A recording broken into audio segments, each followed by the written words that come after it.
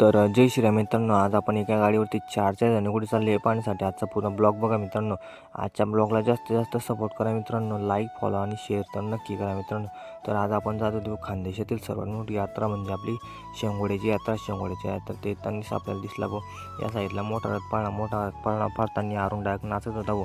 तो म्हणत होता की मला रथपाळणा खेळायचा आहे. त्यानं म्हटलं व आता आपल्याला काही पैसे नाही आहे, आधी आपण पैसे जिंकून घेऊ, नंतर आपण रथपाळणा खेळू. इथे पैसे जिंकायला आले तर इथे आपली काही किस्मत बरोबर नाही, ते पूर्ण पैसे हारून गेले व दुसऱ्या साईडला आले तर आपल्याला एका चेंडूमध्ये आपल्याला इथे 5 ग्लास पाडायचे होते व इथे पण आपली किस्मत काही बरोबर नव्हते, इथे पण पैसे हारून गेले व आपण.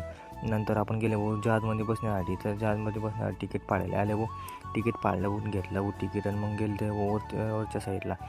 इथे आपले मित्र हसत होते व यांना काय माहिती आता की रडणार आहे म्हणून.